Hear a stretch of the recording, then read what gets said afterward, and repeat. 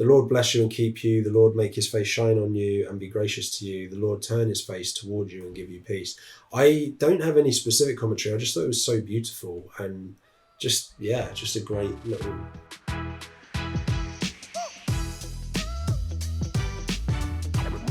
Welcome to the Bible in 1 Year podcast, brought to you by two Brits and aBible. This is day 44. Today we're going to be covering Numbers 5 and 6. In Numbers 5, God tells Moses various laws, including what to do with lepers and the unclean. And in Numbers 6, God tells Moses the laws of the Nazarite, including their vows, offerings, and forbidden actions. Sweet. Well, I can see lots of bold stuff on my side and lots of cool ideas on your side. So yeah, going straight in. By the way, for people who are watching this on YouTube, if you wonder why there's a tag on the hat, it's because it's actually not one of Adam's hats. It's one of mine.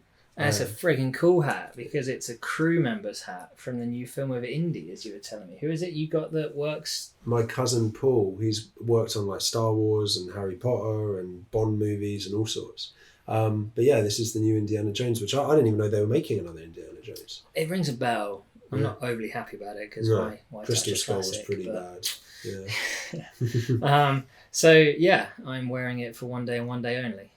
For those of you listening, that's what's going on. And I may or may not take the tag off, so you're just going to have to deal with it. For me, it's a little Christmas ornament for now. Yeah. Numbers 5 and 6. I had nothing for Numbers 5 until Adam and I reviewed it, and then I got a couple of things. Adam had lots of good ideas, so mostly going to be him talking. But I must confess the sin they must confess the sin they have committed. They must make full restitution for the wrong they have done, and add a fifth of the value to it, and give it all to the person they have wronged. Numbers 5:7. I just thought on second reading or third reading or fifth reading or something. Yeah, a lot of reading. It's great, the idea that if you wrong someone, you should feel compelled to give more back to them than what they were owed in the first place. I just think morally that seems like such a great idea. And again, it's just so progressive for even for today, let alone Bronze Age, Middle Earth. Oh yeah, I forgot about that. It's just a common decency thing, isn't it, really? Mm-hmm. That actually kind of it helps with the inconvenience of having stuff stolen and if you've lost out in greater ways, but it's a great way to do it. I'm trying to think if you can relate that to modern day, but I guess it's not quite the same with that. But just be generous. If you've borrowed something, give it back in perfect condition, or else give back an extra little something on the side. All those kind of little things. What I liked in there in Numbers 5, this whole, if you have a leper or someone with discharge, then kick them out of the community. Like seeing how quick disease can spread, as again we've had with COVID. Actually, it's probably quite fair to try and isolate. And what sort of jumped out to me, and I sort of read into it a little bit, was this whole being isolated and kicked out of the community, where actually other cultures, just by having the disease, even if you're healed from it and come back from it, by having it, it's like a permanent stain on your life where you could be demoted to lower class systems. Wow. Where actually there are no class systems or castes or anything like this in the Bible. So just because someone's had something, it can't prevent them from getting back to the status they had. Right.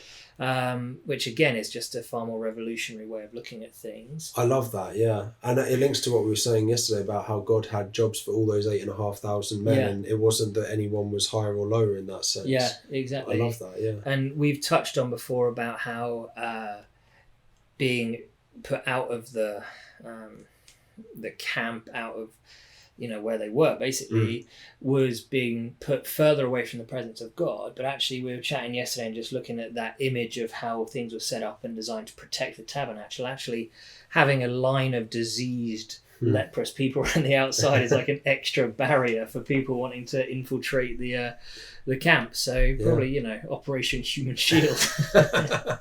Which I quite maybe that's an unintentional consequence. And let's go from like that funny bit to now the most heartbreaking bit of Numbers 5. So the jealousy offering, I know you're going to say more about it, but let's just start with the brutal Numbers 5:22. if the woman was to accept the jealousy offering process, then the priest would say to her, may this water that brings a curse enter your body so that your abdomen swells or your womb miscarries. And the woman is to say, amen, so be it. So this is big stuff, man. Like, this is scary stuff. It is. It's another one of those things that I look through it and I read through it and I'm like, I hate it because it's so unfair that a guy can be like, oh, I'm feeling a little bit jealous, or I reckon you might have been doing something, and take it to a point where she could die. And either, like, you, I guess, leave it in the hands of God, and obviously God is just and God is fair. So if they hadn't been committing adultery or anything, then nothing would happen to them. But actually the fact that the guy was so jealous and not even trusting his own wife in that, but no repercussions for him in any of this. And it sounds like an absolute witch test, doesn't it, really? Like, put this in your mouth and if this happens, it's like, you know, burn her kind of situation. Right, or chuck her in the water, and if she floats, then she's guilty, and if she dies, then she was innocent. Yeah, Christian, exactly. But it also sounds like a friggin' money spinner, because you know, the husband, and at least it was the guy that had to basically pay for the offering for this thing as well. But it sounds like a money. I'm sure it wasn't, you know, deemed in that. But oh man, just The only thing that I have to say is that I do think that the man is unlikely to flippantly do this because of the severity of the language and stuff.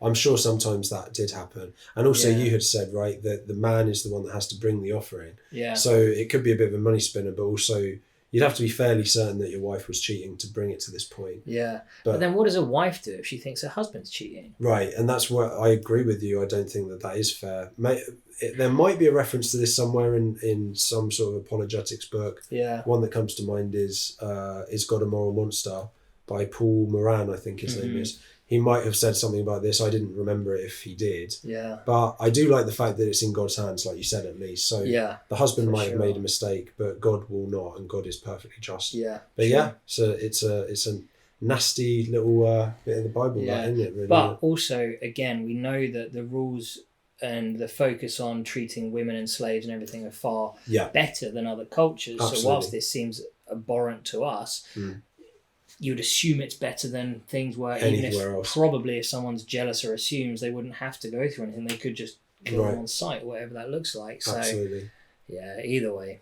But actually, I know we're going on about a bit on it, but I suppose it's better to have the jealousy offering, so taking it to God, rather than in other cultures, the woman is accused, gets no trial, and is just stoned to death. Yeah, exactly. I suppose when you put it in that context, it's a little bit better, but it's very solemn and serious. Yeah. Okay, into number 6. I've got a few little things here. So I love the concept of just the Nazarite vow. I just think it's really cool. So number 6.2 is a good reference for it. I looked up on Christianity.com. The word Nazarite signifies separation. And some Nazarites were appointed by God, like Samson and John the Baptist, whereas others decided to undertake the vow temporarily, usually. So number 6.4 says, as long as they remain under the Nazarite vow, which implies that it's a voluntary thing usually, and it's a temporary thing usually. So I just think that's a cool concept, man. Like, yeah, it is. And there was something in one of these Bibles saying about how at that stage they couldn't even like enter a vineyard or go through anything. It's not even the wine, it's anything to do with the grapes or the whole process of making the wine and the fermentation and stuff. It's just setting yourself that extra standard of holiness, that extra standard to separate yourself from it, which is an impressive thing to sort of go about and do. I got to add something to that quick. I know we haven't got much time left, but that just reminds me of Jesus as well, right? Because you got the 10 Commandments, and then, you know, those are the holy laws. But then Jesus comes and he literally effectively says, don't even get near the grapes. Because he says, if you like look at a woman with lust, you've committed adultery. Yeah. If you have angry thoughts in your head, you've committed murder in your heart. It's kind of a similar concept, isn't it? True. So that's actually really cool. Very true. I don't know if I'll have time for this, but same as usual. But the Lord bless you and keep you. The Lord make his face shine on you and be gracious to you. The Lord turn his face toward you and give you peace. I don't have any specific commentary. I just thought it was so beautiful and just a great little... It is. And that was obviously, I don't know whether you heard any of it became like a thing in the Christian community and churches making that into a song last Christmas sort of time. It's beautiful. I didn't know that. Well, that's what really we're doing on YouTube now. Any questions, visit the Facebook page, 2 Brits and a Bible. And feel free to like and subscribe to help spread the word of God. Thanks. Cool.